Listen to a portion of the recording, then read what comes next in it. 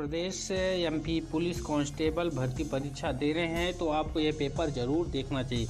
यह पेपर हो चुका है, यह मध्य प्रदेश से पुलिस कांस्टेबल भर्ती परीक्षा का पेपर है और इस पेपर में आपको प्रश्न के साथ उत्तर भी दिखाएंगे। तो इसके पहले के जो क्वेश्चन हैं और अन्य जो शिफ्ट के पेपर हैं वह आपको मेरे चैनल के वीडियो में जाएंगे तो वहां पर मिलेंगे।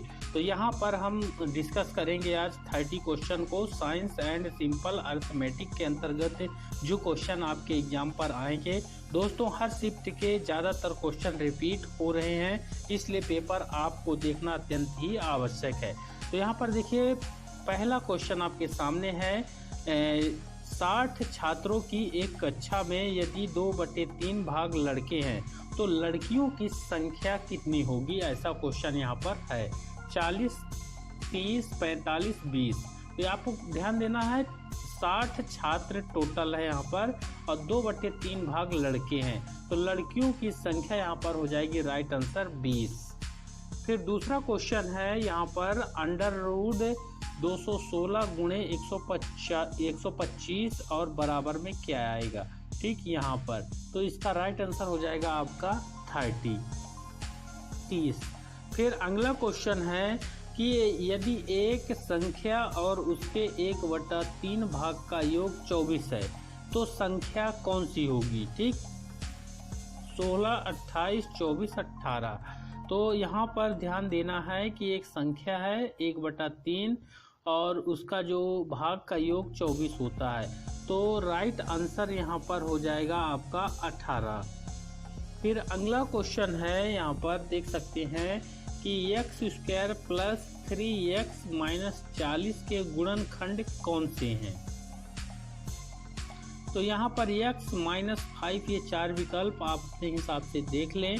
फिलहाल इसका राइट आंसर होगा x - 5 तथा x + 8 यहाँ पर होगा। 8 × 5 = 40, यानी यहाँ पर सीधी तौर पर वही बन रहा है, ठीक। फिर आपका अगला क्वेश्चन रहेगा यहाँ पर यदि p + 1/p = 8 है तो p³ + 1/p की पावर, यहाँ पर आपको मैं बड़ा करके दिखा देता हूँ, ये p³ 1/p³ बराबर में यहाँ पर कितना आएगा। तो सिंपल सा यही वाला फार्मूला अपनाना है कि p + 1/p = 8 होगा और 8 का यहाँ पर 3 जब हो जाएगा तो यानी 8 का 3 बार गुणा हो जाएगा। 8 × 3 फिर जितना आएगा उसमें 3 का गुणा, फिर जितना आएगा फिर उसमें 3 का गुणा, तो आपका जो टोटल हो जाएगा राइट आंसर 488 यहाँ पर राइट आंसर हो जाएगा, ठीक।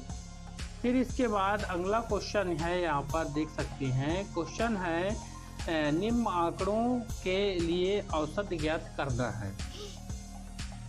x1 का और f1 यहाँ पर, तो x का मान ऊपर दिया हुआ है, f1 का मान नीचे दिया हुआ है। 5, 15, 25, 35, 45, ठीक। फिर यहाँ पर 2, 4, 7, 4, 3। यहाँ पर आपको इन विकल्पों में से इसका राइट आंसर लगाना है, तो इसका राइट आंसर हो जाएगा 26, ठीक। यानी जितना ऊपर वाला आएगा फिर यहाँ पर आपका नीचे वाले में भाग हो जाएगा, तो आपका राइट आंसर निकल आएगा। फिर है अगला क्वेश्चन कि यदि ax + 5 गुणे a² 2x - 1 फिर भाग a² = 1 तो x बराबर क्या होगा। तो यहाँ पर x = -2 आएगा, ये इसका राइट आंसर है नंबर 4।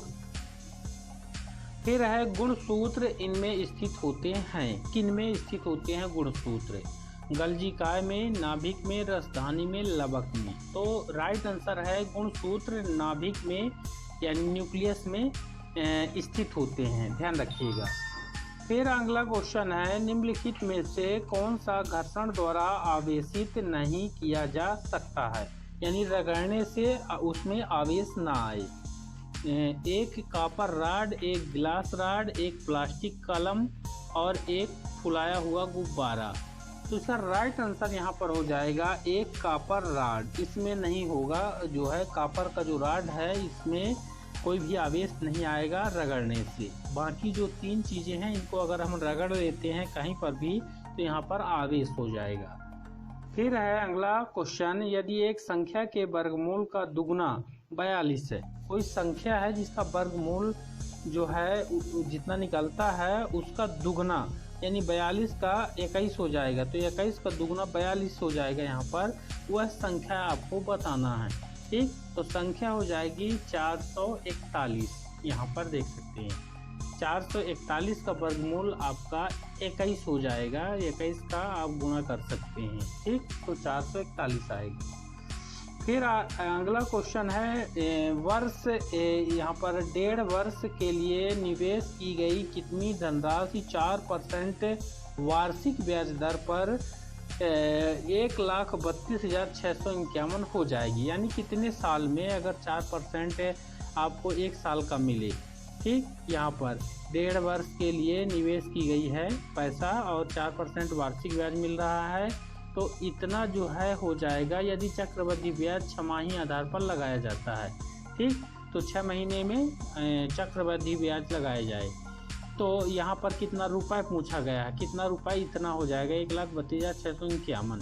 ठीक, तो यहाँ पर 1,25,000 रुपये राइट आंसर इसका हो जाएगा। 1,25,000 रुपये को 4% वार्षिक ब्याज दर से यहाँ पर तो मिलेगा चक्रवृद्धि ब्याज, यानी जितना ब्याज आपको 1 साल में मिल जाता है उस ब्याज को मूलधन में जोड़ के फिर से वहाँ पर जो टोटल धन हो जाता है दूसरे साल उस ब्याज वाले पैसे को भी यहाँ पर जोड़ा जाएगा। ये चक्रवृद्धि ब्याज कहलाती है। फिर अगला क्वेश्चन है अधिकांश जीवाश्म ईंधनों में होता है, क्या होता है? अपभ्रंशन, स्वतः दहन, विस्फोट और त्वरित दहन। तो राइट आंसर है जो जीवाश्म ईंधन होते हैं उसमें त्वरित दहन होता है, राइट आंसर। फिर अगला क्वेश्चन है यदि एक समांतर चतुर्भुज की आसन्न भुजाएं 4:5 के अनुपात में है और इनका परिमाप 180 सेंटीमीटर है तो भुजाएं निम्न होंगी, कितना होगा भुजाएं? तो इसका राइट आंसर है 40 सेंटीमीटर तथा 50 सेंटीमीटर। फिर है कौन सा यौगिक एक अम्ल नहीं है? तो 4 यहाँ पर दिए हुए हैं, अम्ल नहीं है HCl और यहाँ पर HCl गैस जो है विलयन और NH4OH विलयन और NH3 गैस। तो अम्ल की बात है दोस्तों, तो कौन सा नहीं है अम्ल? तो HCl गैस जो है वह अम्ल नहीं होती, हाइड्रोक्लोरिक अम्ल होता है। यहाँ पर HCl मतलब हाइड्रोक्लोरिक, लेकिन हाइड्रोक्लोरिक जो गैस है वह अम्ल नहीं होगी। बाकी विलयन अम्ल होगा, इसका विलयन अम्ल होगा और NH3 जो है ये भी एसिड के अंतर्गत आएगा, अमोनिया है यह, ठीक, लेकिन HCl नहीं है।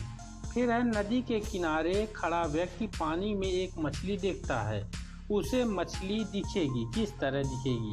अपनी मूल उसी गहराई पर लेकिन मूल स्थिति से दाईं ओर, मूल स्थिति में और मूल स्थिति ठीक ऊपर, मूल स्थिति ठीक नीचे। राइट आंसर मूल स्थिति से ठीक ऊपर दिखेगी, यानी जितनी यहाँ पर अंदर होगी वह उससे ऊपर उठ के दिखाई देगी पानी के अंदर। फिर अगला क्वेश्चन है एक समचतुर्भुज का क्षेत्रफल होगा जिसके विकर्ण 18 सेंटीमीटर और 12 सेंटीमीटर है। तो राइट आंसर यहाँ पर 108 वर्ग सेंटीमीटर हो जाएगा, यहाँ पर आपको लगाना।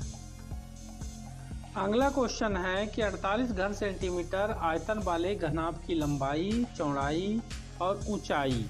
तो लंबाई हो गई आपकी 3 और चौड़ाई हो गई 2 और ऊंचाई हो गई 1, तो उसका पार्श्विक पृष्ठीय क्षेत्रफल कितना होगा? तो इसका राइट आंसर हो जाएगा 40 वर्ग सेंटीमीटर।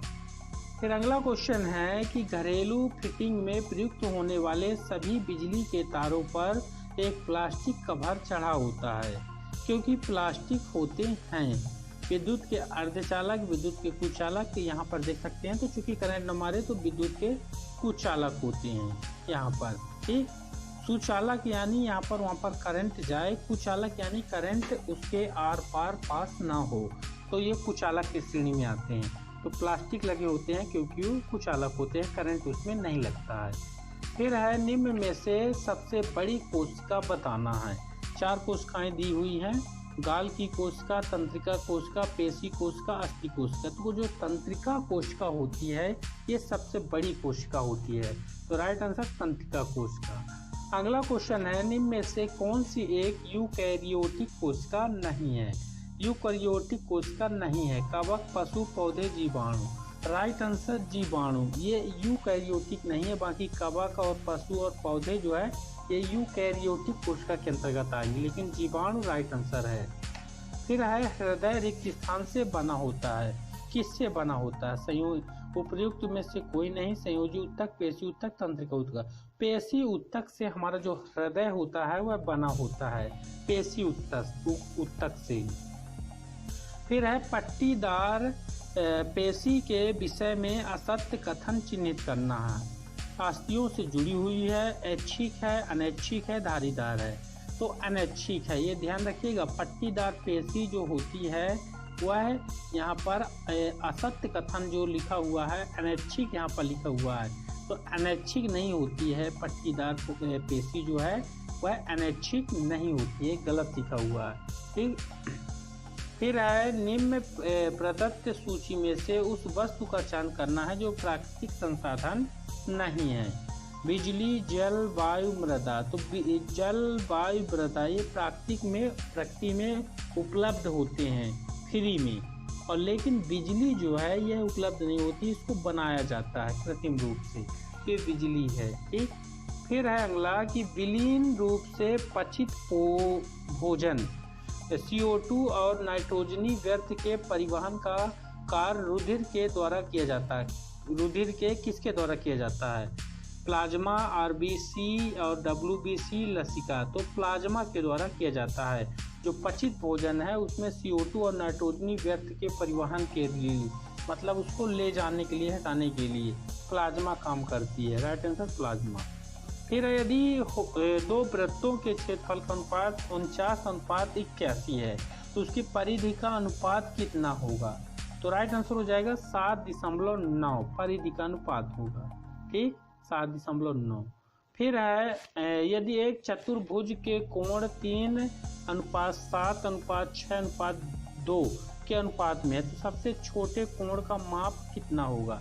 चतुर्भुज यानी 4 यहाँ पर जो है अनुपात में बनेंगे, तो सबसे छोटे का होगा यहाँ पर दोस्तों 40 डिग्री यहाँ पर। Right answer. फिर है अगला कि यदि एक सोफा सेट का विक्रय मूल्य 10% छूट सहित 9,000 रुपये है तो इसका अंकित मूल्य कितना होगा? तो इसमें 9,000 में 10% जोड़ देना है दोस्तों। 9,000 का 10% कितना होगा? तो अंकित मूल्य आपका हो जाएगा 10,000 रुपये। सिंपल सी बात है। ठीक, गुणा करना होता है, या फिर 9,000 में आप 100 का भाग करके 10 का गुणा कर देंगे। ठीक, तो आपका निकल आएगा, ये इसका 10,000 हो जाएगा। ठीक। फिर अगला क्वेश्चन है कि वाहन के पहियों में खांचों को बनाया जाता है ताकि, क्यों बनाया जाता है खांचों को? घर्षण में वृद्धि, घर्षण हट जाए, घर्षण एक समान हो जाए, घर्षण कम हो जाए। तो राइट आंसर है घर्षण में वृद्धि हो। खांचे बनाए जाते हैं पहियों में। देखे होंगे रबड़ के टायर जो है आपने, वहाँ पर खांचे होते हैं। क्यों? क्योंकि घर्षण में वृद्धि हो। घर्षण जब वृद्धि होगा तो आपका टायर फिसलेगा नहीं। अगर घर्षण कम होगा तो आपका टायर फिसल जाएगा। घर्षण में वृद्धि होना जरूरी है। फिर अगला क्वेश्चन है, प्रयोगशाला में जीवाणु संवर्धन के लिए प्रयुक्त अगर माध्यम का स्रोत है? भूरा शैवाल, लाल शैवाल, नीलहरी। तो लाल शैवाल जो होता है वो अगर माध्यम का स्रोत होता है। ठीक, यहाँ पर बैक्टीरिया इन द लैब। ठीक, ध्यान रखिएगा जीवाणु संवर्धन में। फिर अगला क्वेश्चन है, विद्युत बल्ब का तंतु निम्न का बना होता है? तो विद्युत बल्ब का जो बल्ब होते हैं घरों में लगते थे पहले, अब तो अभी केबल लगता है, LED लगता है, लेकिन जो 60 वाट का बल्ब होता था, 100 वाट का बल्ब होता था, उसमें जो तंतु होता है, फिलामेंट इसको बोलते हैं, तो वो टंगस्टन का बना होता था ये। तो 30 क्वेश्चन आपके बड़े इम्पोर्टेंट है। ये क्वेश्चन आपके जो जिस शिफ्ट में आपका पेपर है, जिस तारीख को, उसमें भी आएंगे, आ सकते हैं, और इनका प्रैक्टिस कर लें। और इसी तरह के पेपर के जो क्वेश्चन है और आंसर है उसको पाने के लिए चैनल को सब्सक्राइब जरूर करें। अगले वीडियो पर मिलते हैं। वीडियो को लाइक करके अपनी राय बताएं और चैनल को जल्दी सब्सक्राइब करें। धन्यवाद।